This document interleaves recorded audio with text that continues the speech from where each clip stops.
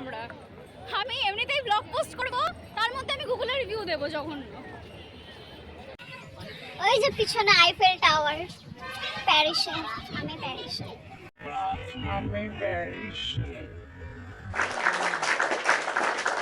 Hello everyone, welcome back to my channel, and if you're new here, hello, my name is Dia and this is my channel Dia's World. তো আজ হলো 27 জানুয়ারি 2025। তো আজকে এখন বাজে রাত 11:30। ভিডিওটা এখন শুরু করার কারণ কালকে সকালে 6টার ট্রেনে আমি যাচ্ছি কলকাতাতে। গতবারও তোমাদের সাথে ভিডিও শেয়ার করেছিলাম বইমেলা যাওয়ার, কলকাতা বইমেলাতে যাওয়ার। তো গতবার আমরা গেছিলাম 30শে জানুয়ারি, বইমেলার লাস্ট দিন। আর কালকে 28শে জানুয়ারি আমরা যাচ্ছি এবার বইমেলার প্রথম দিন, মানে কালকেই উদ্বোধনের দিন। তো সকালবেলা ঘুম থেকে উঠে প্রচণ্ড তাড়াহুড়ো থাকবো, কারণ গরমকালে সকাল 6টার ট্রেন ধরা ইটস ওকে, কিন্তু শীতকালে ভীষণ ডিফিকাল্ট। আমার জন্য তো ভীষণ ডিফিকাল্ট, কারণ আমি এই বছর শীতে এখন অবধি 7টার আগে উঠতে পারিনি, কিন্তু আমাকে কালকে 4:30 উঠতে হবে। 4:30 না উঠলে 6টার মধ্যে বাড়ি থেকে বেরোনো, 6টা 20 ট্রেন ধরা ইম্পসিবল। তো সবাই 5টায় উঠলে আমাকে 4:30টার মধ্যে উঠতে হবে। আমার টাইম লাগে, আমি ভীষণ লেজি। তো কালকে সকালে উঠে ভীষণ তাড়াহুড়ো থাকবো, তাই জন্য আমি এখন ভিডিওটা শুরু করলাম। কিন্তু জানি না ভিডিওটা আমি কতদূর কন্টিনিউ করতে পারবো, বিকজ গত বছর ফোনে প্রচুর স্পেস ছিল, ফোনটা নতুন ছিল, আর এখন আমার ফোন স্টোরেজ ভীষণ লো। তো আমি জানি না কতদূর কি ভিডিওটা করতে পারবো। আর হতেও পারে ভিডিওটা আমাকে মাঝপথে থামিয়ে দিতে হলো, যদি লেট হয়ে যায়। আমি চাইবো না আমার জন্য বাকিদের ট্রেন মিস হোক, আমি যাওয়া ক্যান্সেল করে দেবো। আমি ভীষণ টেনশনে আছি কালকে ট্রেনটা পাওয়া নিয়ে। 6টার ট্রেন শীতকালে ভীষণ চাপের। আমি জানি না 5টার মধ্যে ঘুম ভাঙবে কি না। তারপর রেডি হওয়া, বাড়ি থেকে স্টেশন অবধি যাওয়া। আমি চেষ্টা করবো যতটুকু পসিবল ভিডিওতে দেখানোর, কারণ অনেক দিন ব্লগ বানানো হয় না ঠিকঠাকভাবে। সবেই এক্সাম শেষ হলো, তারপর ফোনে স্টোরেজ নেই, আমি এডিট করার টাইম পাই না। আর আজ 27শে জানুয়ারি আমাদের নবদ্বীপে এসেছিলেন শ্রাবন্তী চ্যাটার্জি, কনসার্ট ছিল, সেখান থেকেই ফিরলাম কিছুক্ষণ আগে। তো এসে জাস্ট ফ্রেশ হয়ে এখন ঘুমাতে যাব। কালকে সকাল 4:30টার সময় উঠে রেডি হওয়ার সময় দেখা হচ্ছে, চলো। তো আজ হলো 28শে জানুয়ারি 2025। এখন বাজে সকাল 5:10। আমি ঘুম থেকে উঠেছি 4:40-এ। তো ঘুম থেকে উঠে ফ্রেশ হয়ে এখন আমি রেডি হবো। জাস্ট আমি ফ্রেশ হয়ে চাটা খেয়ে রেডি, এখন জাস্ট আমি রেডি হবো, তখন ড্রেস পরবো। তো চল। সারাদিনে বাড়ি থাকলে তো আমি অনেকবার ময়শ্চারাইজার ইউজ করি, ফেস ওয়াশ করি, কিন্তু আজকে সারাদিনে মুখে কতটা কী ধুলোবালি খেতে চলছে আমি জানি না। তো বাড়ি থেকে স্কিন কেয়ার করে যাচ্ছি, ফার্স্ট শেয়ার রয়েছে আর এটা।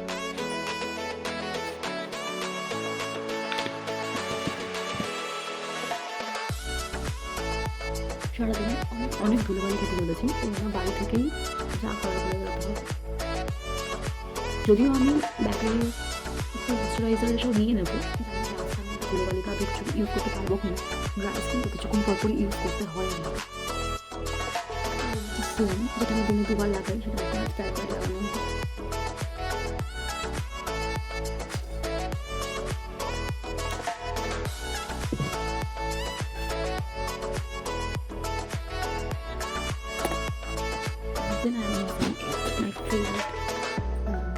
এটা সেটাফিলের লোশন, আমি এটাকে অ্যাজ ময়শ্চারাইজার ইউজ করি।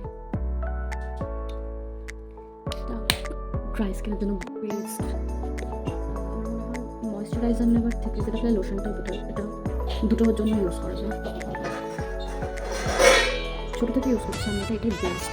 আমার কাছে একটা অপশান আছে, আমি এটাকে ফেস ওয়াশ ইউজ করি। এটা একটু গাঢ় টাইপের, আর এটা একটু বেশি পাতলা, তো ড্রাই স্কিনের জন্য বেশি পাতলাটাই বেটার।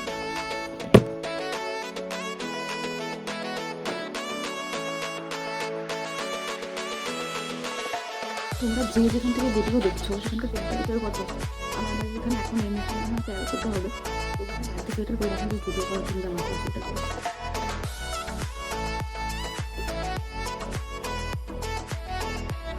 তো এবার এগুলো সব আমি ব্যাগে ঢুকিয়ে নেবো, জানি না আসতে পারবো না, তবুও ঢুকে রাখবো। যদি দরকার হয় তখন মুখটা ধুয়ে একটু লাগাতে পারবো। সানস্ক্রিন ইউজ করার কথা মাথা পেয়েছিল, কারণ উইন্টার প্রচুর রোদে ঘুরবো, যদি কলকাতা প্রচণ্ড গরম। ঠিকঠাক নমস্কার।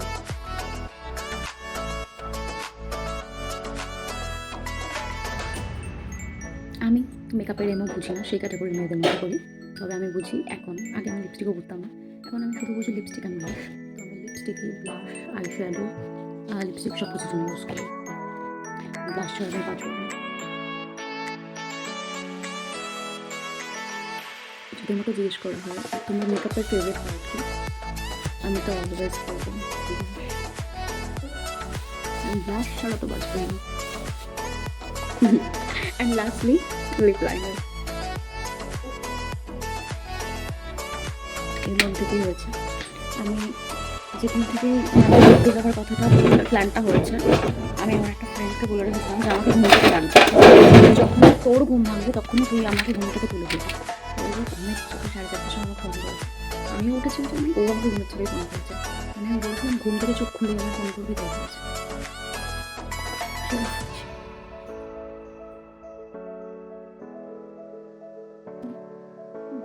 Face is done.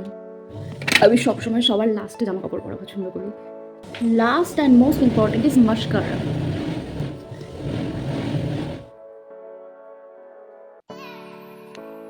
এইবার পরবো জামা।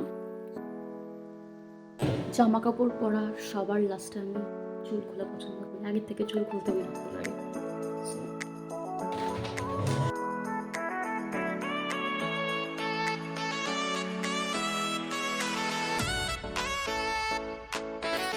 আর কোনো রকম কোনো হেয়ার স্টাইল করতে পারি না, তো চুলটা সিম্পল যা পারবো তাই করবো।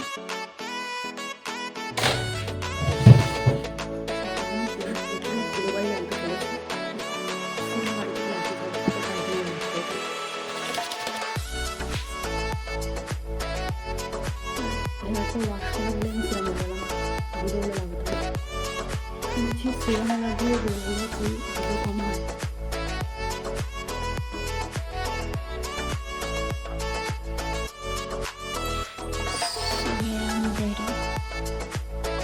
শুধু সোয়েটার করবো ব্যাস, এই যে পুরো রেডি। এবার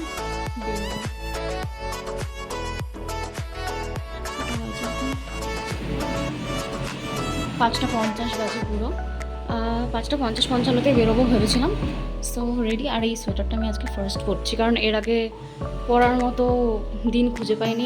এখন বুঝতে পারছি না যে এটা পরে কি ট্রেনে ঠান্ডা মারবে নাকি আরেকটা কিছু করতে হবে, কারণ এটা ভীষণ পাতলা।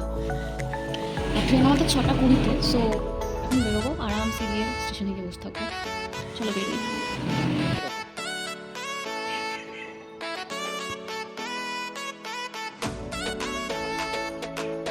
হচ্ছে সকাল 6টার রাস্তার অবস্থা, এত অন্ধকার।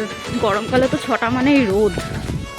এত সকালবেলা আমি একা একা টোটোর আশা করিনি, নিজে নিজের বাহনকে নিয়ে বেরিয়ে পড়েছি, আর বাকিরাও বেরিয়ে পড়েছে। আমরা দুটো স্টেশন থেকে উঠবো, কারো কেউ বিষ্ণুপ্রিয়া হল থেকে, কেউ কেউ নবদ্বীপ ধাম থেকে, যার বাড়ি থেকে যেটা নিয়ারেস্ট হবে।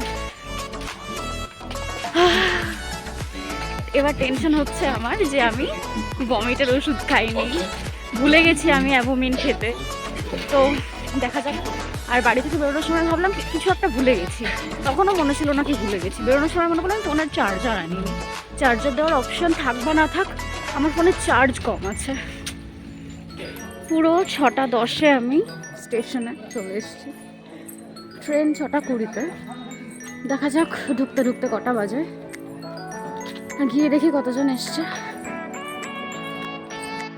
তারপর আমরা সবাই একসাথে এসে এক এক করে জমা হই, এবং ট্রেনও তার ডট টাইমে চলে আসে। কিন্তু ট্রেনে ভীষণ ভিড় ছিল, মানে মারাত্মক ভিড় ছিল। আমরা যারা বিষ্ণুপ্রিয়া থেকে উঠেছিলাম তারাই একমাত্র ট্রেনে জায়গা পেয়েছিলাম, বাকিরা তো কেউ ট্রেনে বসার অবধি জায়গা পায়নি। বাট এবার স্টেশন থেকে হাওড়াতে নেমে একটু ফ্রেশ হয়ে গিয়ে তারপর বাসে উঠতে পারি কোনো রকমে, কিন্তু প্রথমে বাসে বসার সিট পাইনি, এতটাই ভিড় ছিল।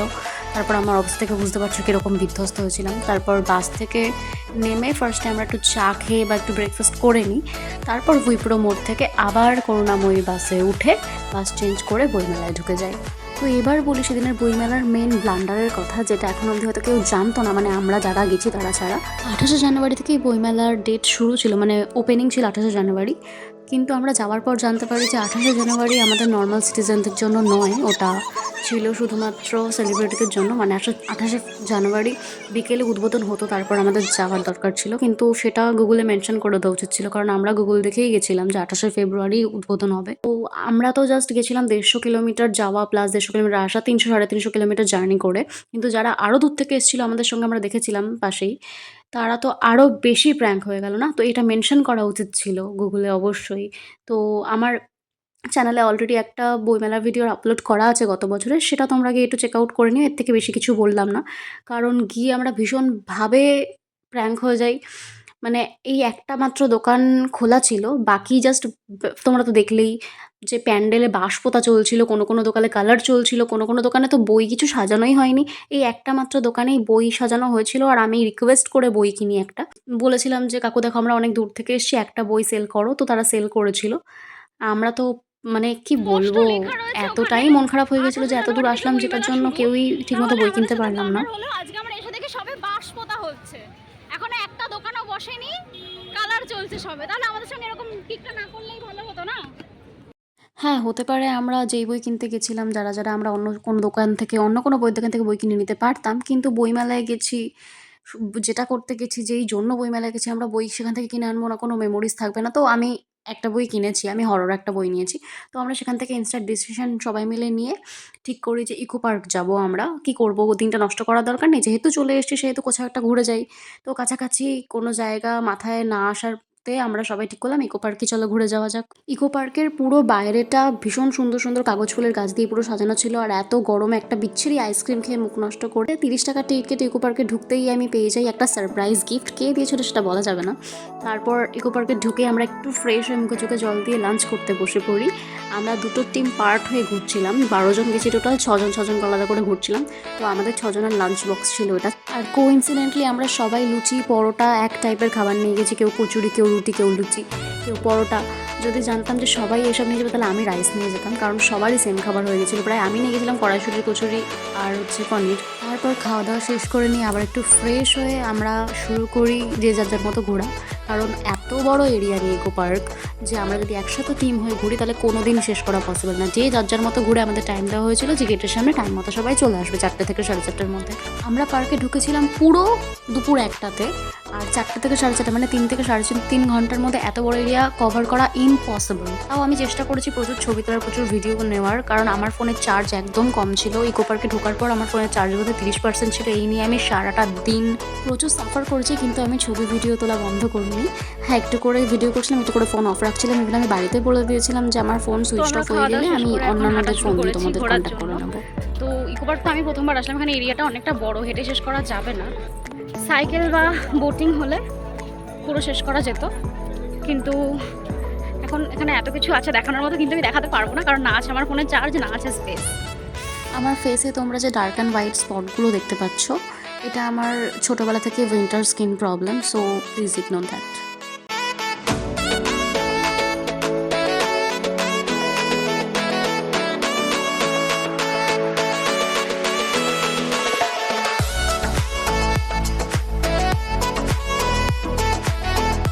এত সুন্দর সুন্দর ভিউ দেখে আর নিজে ফেস ক্যামেরা অন করে ভিডিও করতে বা ছবি তুলতে ভালো লাগছিল না। তার জন্য আমি অচেনা লোকদের ডেকে বলছিলাম যে আমার ভিডিও তুলে দিতে। দিয়েছে, অনেকেই দিয়েছে, আমার বান্ধবীরাও দিয়েছে, কিন্তু ওই যে আমরা আলাদা আলাদা হয়ে ঘুরেছি।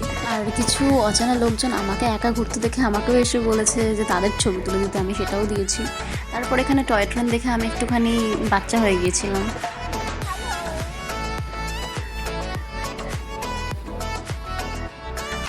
সেই দিনটা আমরা সারাদিন সবাই প্রচুর এনজয় করেছি, যে যার মতো করে এনজয় করেছি। আমি ছবি তুলে, ভিডিও করে, কেউ খেয়ে, কেউ ঘুরে। কিন্তু পুরো ঘোরা তো সম্ভব হয়নি, 6টা গেটের মধ্যে 3টে গেট কমপ্লিট করতে পেরেছিলাম। তো নেক্সট টাইম যখনই যাবো না কেন হাতে অনেক সময় নিয়ে যাবো, যাতে পুরো কভার করতে পারি। আর সকাল সকাল যাবো, বিকেল অবধি থাকবো। যাদের বাড়ি কলকাতা তারা তো জানেই যে কলকাতাতে জানুয়ারি 28 তারিখেই কতটা গরম ছিল। তো নেক্সট টাইম আমি যখনই যাই না কেন আরও বেশি ঠান্ডায় যাওয়ার চেষ্টা করবো, কারণ সেদিন অসম্ভব গরমে কষ্ট পেয়েছিলাম। আর পার্কের ভেতরটা ছিল প্রচুর পরিষ্কার পরিচ্ছন্ন, আর পরিষ্কার পরিচ্ছন্ন রাখাটা আমাদের দায়িত্ব। আর যেহেতু এখানে বাচ্চারাও থাকে, চিলড্রেন পার্কস, তো এখানে কোনোরকম স্মোকিং বা কোনো কিছু অ্যালাউড ছিল না। তো তোমরাও চেষ্টা করবে সেটাই মেনটেন করার। এখানে আমি দোলনা দেখে চাইল্ডিশ হয়ে যাই, আর অচেনা একজনকে ধরে নিয়ে এসে বলি ভিডিও করে দিতে দেয়। সবাই দিয়েছে, আমিও দিয়েছি। তারপর ওই দূরে আইফেল টাওয়ার দেখতে পেয়ে আমার ফিল হয়েছিল যে আমি প্যারিসে এসেছি, কেন আইফেল টাওয়ার মিস করে যাবো। কিন্তু সব কিছু কমপ্লিট করা পসিবল হয়নি। এখানে জাপানিজ টেম্পল ছিল, বুদ্ধ মন্দির ছিল, আরও অনেক কিছু ছিল। তারপর আমি অনেক কষ্টে দৌড়ে ছুটে যাই খুব শর্ট টাইমের মধ্যে আইফেল টাওয়ারের সাথে ছবি তুলতে। আর আইফেল টাওয়ারের সামনে গিয়ে আমি উইশ করি যে খুব তাড়াতাড়ি কোনো একদিন আমি আসল আইফেল টাওয়ারের সামনে গিয়ে ছবি তুলব। যাওয়ার টাইম হয়ে গেছে, বাকিরা সবাই ঘুরে আসলেই আমরা রওনা দেবো। তো এখানে এক নন বেঙ্গলি ফ্যামিলির সাথে আমার দেখা হলো, যারা এই গার্ডেনে শুয়েছিল। এখন আমার সামনেই শুয়ে আছে। তো তাদের সাথে আমি ব্যাডমিন্টন খেলছিলাম। আমি ব্যাডমিন্টন খেলতে খুব ভালোবাসি, কিন্তু কখনো পার্টনার পাই না, খেলার জায়গা পাই না বলে খেলা হয় না। তো আজকে যখন খেলার সময় ভিডিও করতে নিলাম তখন এত হাওয়া দিল যে খেলতে পারলাম না। আর যখন ভিডিও অফ করলাম, যখন খেললাম তখন আর হাওয়া নেই।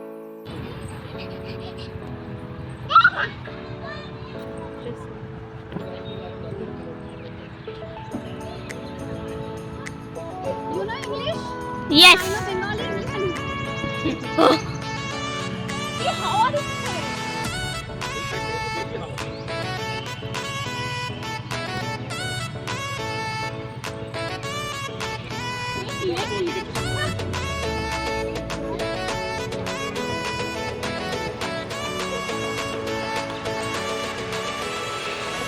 একটা মন খারাপের দিন বা একটা সুন্দর সন্ধ্যা নিজেকে সময় দেওয়ার জন্য বা নিজের পার্টনারের সঙ্গে টাইম স্পেন্ড করার জন্য খুব ভালো একটা option Eco Park. Please go and visit. আমি তো আগামী বছর শীতে আবার যাব, নিজের ফ্যামিলি নিয়ে যাব। তো এখানে বললাম প্রথমে যে আমরা সব কিছু কভার করতে পারিনি, এখনও 3টে গেট বাকি ছিল। আমরা জাস্ট 1 2 3 3টে গেট ঘুরতে পেরেছিলাম। নেক্সট টাইম গিয়ে বাকি 3টে গেটও কভার করবো, তার জন্য অনেক সকাল সকাল যেতে হবে। তো আমাদের ঘোরাফেরা সব কিছু কমপ্লিট। এবার আমরা বাড়ি যাওয়ার জন্য রওনা দেবো। আমাদের বাড়ি যাওয়ার জন্য টাইম দেওয়া হয়েছে 4টে, মানে 4টের সময় আমরা যারা গ্রুপ টিম আলাদা হয়ে ঘুরছিলাম সবাই 4টের সময় এক জায়গায় হবো। তারপর এখান থেকে যাওয়া আছে বাস, তারপর ট্রেন, তারপর 9টা 9:30টার মধ্যে বাড়ি। তো আশা করছি 6টার মধ্যে ট্রেন ধরতে পারবো, তবেই 9টার মধ্যে বাড়ি পৌঁছতে এত পারবো। কিছুর পরেও সেদিনের অনেক কিছুই ক্যাপচার করা হয়নি, just because my phones battery was very low. তো অনেক কিছুই চোখ দিয়ে দেখেছি আর মেমোরিতে নিয়েছি, নিজের ব্রেনের মেমোরিতে নিয়েছি। তো তারপর আমরা এমন একটা বিচ্ছিরি বাসে উঠি বাড়ি ফেরার সময়, যে বাসটা 20 মিনিটের রাস্তা আমাদের 1.5 ঘন্টা ধরে আসায়। তো আমরা 6টার ট্রেন পাই না, 7:30টার ট্রেনে উঠি এবং প্রথমে ট্রেনে ঝুলতে ঝুলতে থাকলেও তারপরে বসার সিট পাই এবং ফাইনালি বাড়ি ফিরে আসি। আর সবশেষে আমি কলকাতা ইন্টারন্যাশনাল বুক ফেয়ারের কমিটি মেম্বার্সদের বলতে চাইবো যে প্লিজ নেক্সট টাইম থেকে মেনশন করে দেবেন যে ওপেনিং এটা শুধুমাত্র সেলিব্রিটিদের জন্য, নট ফর নর্মাল সিটিজেন। তাহলে আমাদের এভাবে এতটা দূর জার্নি করে গিয়ে নিরাশ হয়ে ফিরে আসতে হবে না, যদিও আমরা ঘুরে বেশ মজা করেছি। আর অবশেষে আজ 18ই জানুয়ারি রাত 12টা 9 আমি আজকের ভিডিও এডিট করা শেষ করতে পেরেছি। সো চলো আজকের মতো টাটা, বাই বাই।